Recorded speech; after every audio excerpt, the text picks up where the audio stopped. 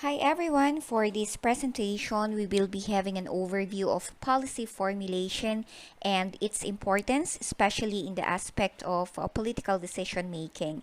We will also be looking into the key steps and considerations involved in the process of policy formulation.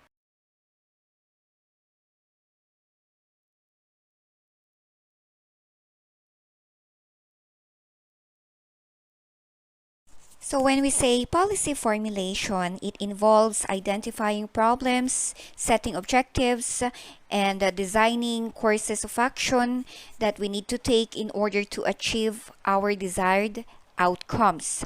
By definition, policy formulation refers to the process of creating strategies, creating action plans and guidelines in order to address specific societal challenges.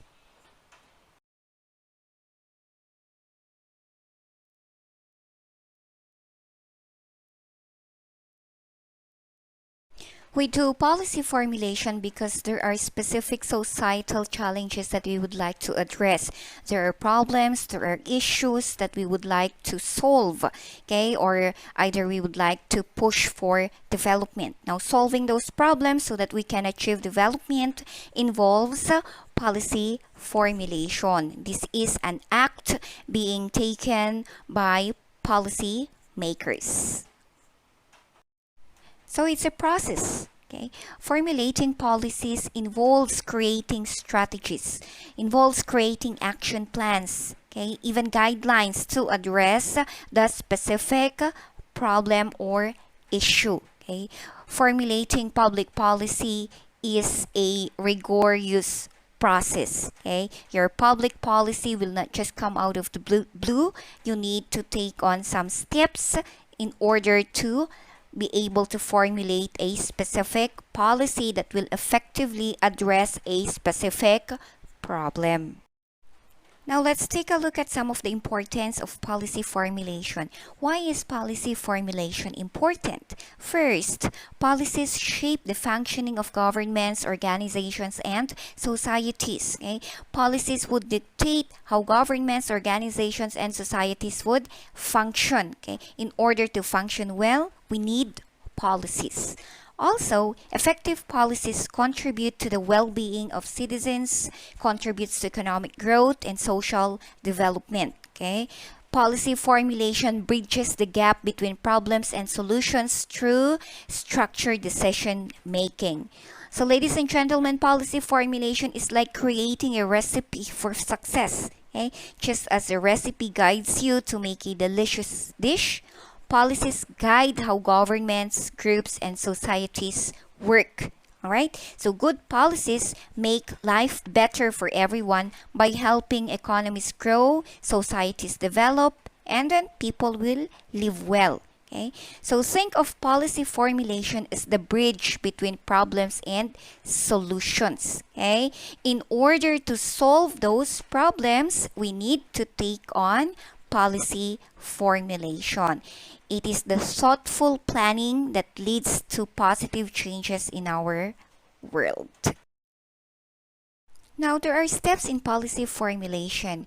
What are the actions that we need to do in order to formulate policies? First is problem identification and agenda setting.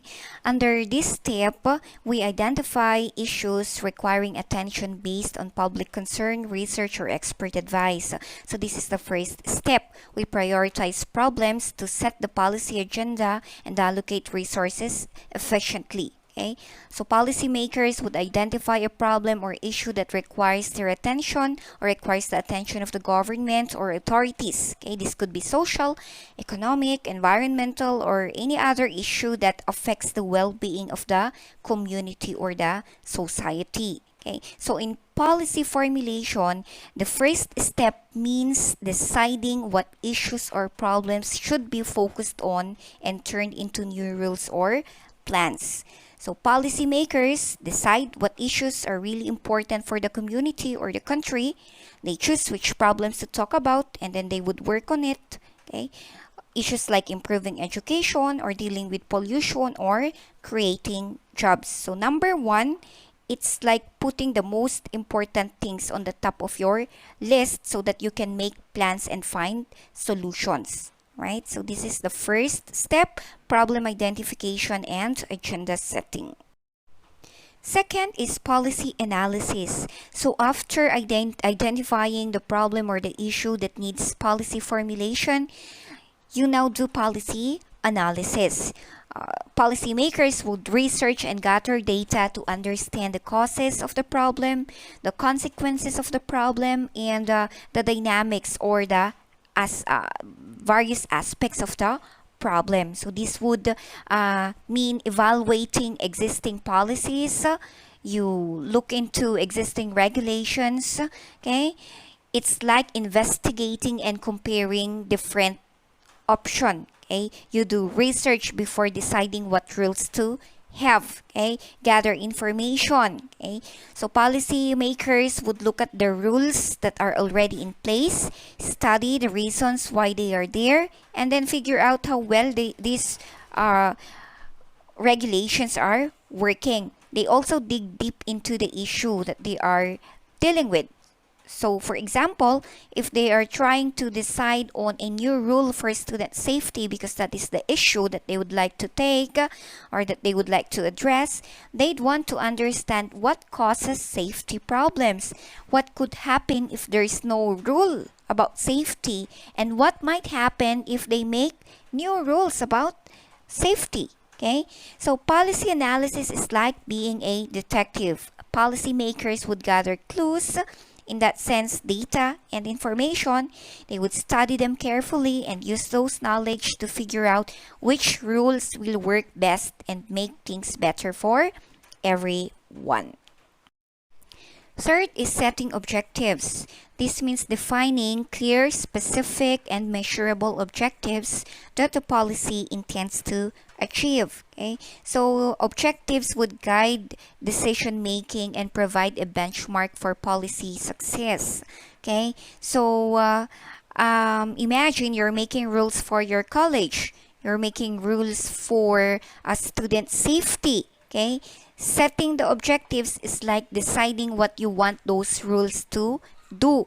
You define clear goals. Okay, so just like our issue earlier on student safety, okay, you're formulating a policy about student safety. Okay, the problem is there is an increasing number of road accident among students in the campus. Okay, so your goal for that, or I'm sorry, your objectives for that would be like to reduce the occurrences or the number of road accidents involving students by 30%.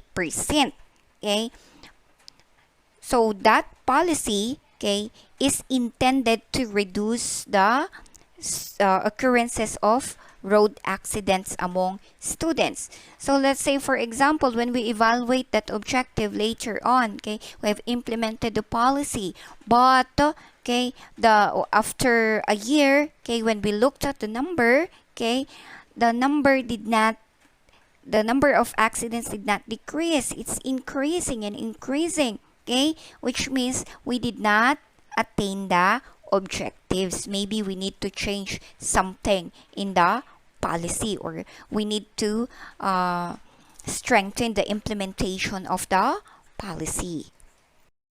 Fourth, policy option generation. So think of different ideas to solve a problem. Okay, so under policy options generation, we develop a range of policy options to address the identified issue. Okay, so we consider various approaches taking into account economic, social, and environmental factors.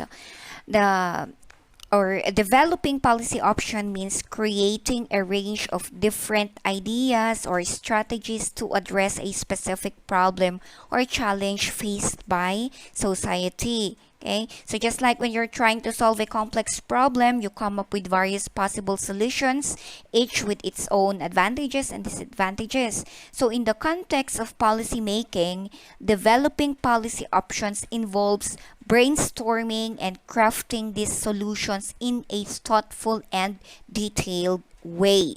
Okay, imagine you're facing a problem like reducing pollution in a city. To develop policy options, you would think of multiple ways to tackle this issue. For example, you might consider implementing stricter emission standards for vehicles, or promoting the use of public transportation, or encouraging the adoption of renewable energy sources, or incentivizing industries to reduce their carbon footprint. So, those are the policy options that you have generated.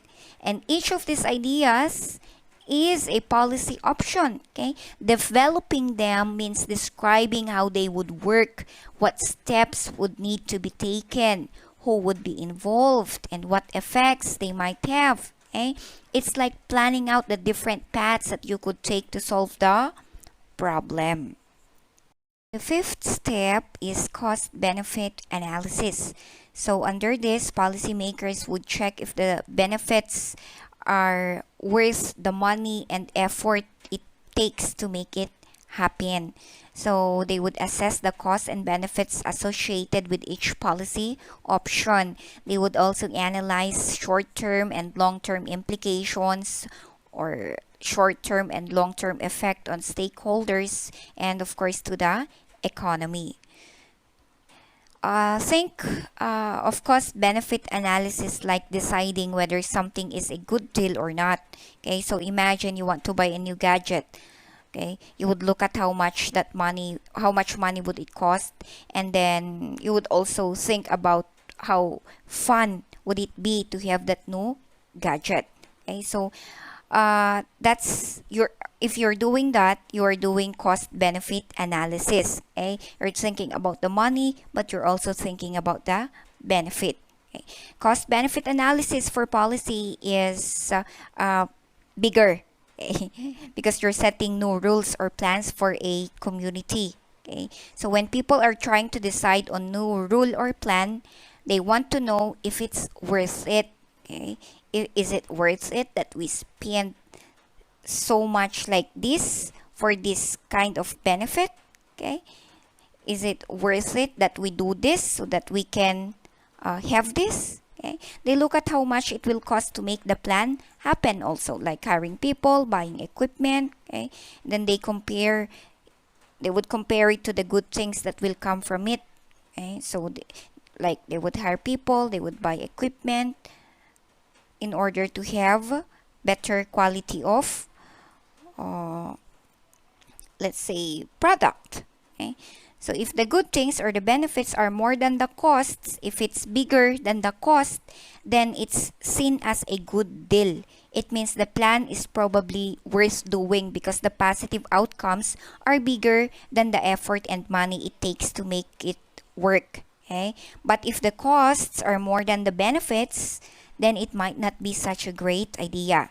So it's like deciding not to buy that expensive gadget if you don't think the fun you'll have is worth the high price. Okay? So cost benefit analysis helps people figure out if a plan is smart to do or not, based on whether the good things that will happen are worth the money and effort it takes to make it happen.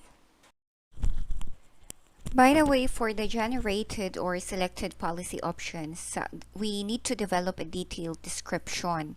Okay, so this includes the rationale, the objectives, the strategies, the implementation steps, the potential challenges that we will be facing or the policy will be facing, and the expected outcomes. Okay, so under this, when you come up with detailed descriptions, you consider what is going to happen. Why is it a good idea? How are we going to do it? What are the expected outcome? Why are we proposing this? So things like those. The sixth step is stakeholder engagement. So this means we involve relevant stakeholders, including citizens, experts, interest groups, and affected parties. So when we do stakeholder engagement, we solicit feedback to ensure that their various perspectives will be included in the policy, okay, or will be considered.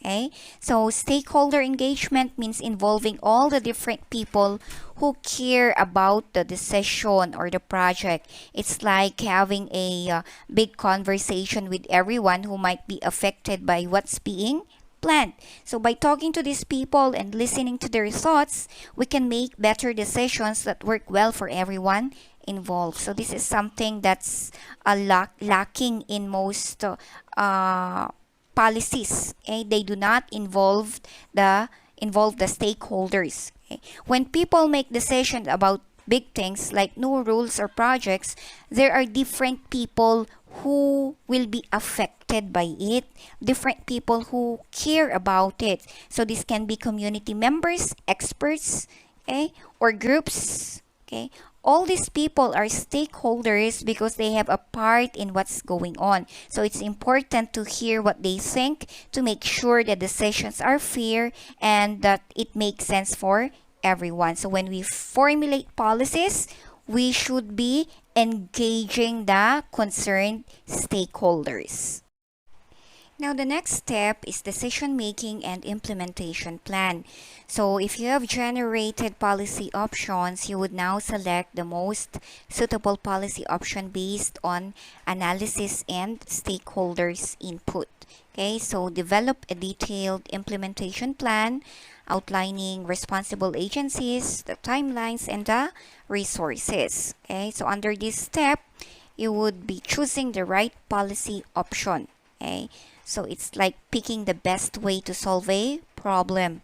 In policy, it's about picking the best solution and planning how to make it happen. Okay, so you figure out who will do what, when will it happen, and what they'll need to do, and or what else will they need, okay, in the implementations. It's like making a schedule and a list of what's needed to make sure everything goes smoothly. Okay?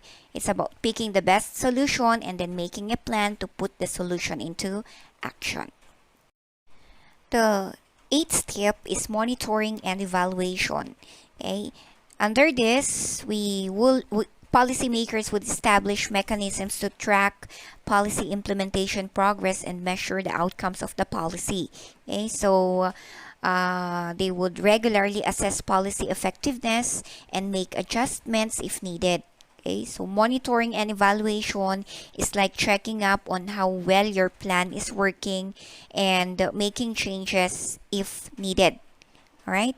So in policy, it's about keeping an eye on things and tweaking them if they're not going as planned. Okay, policymakers after putting a policy into action, they don't just forget about it. Okay, we don't just forget about it.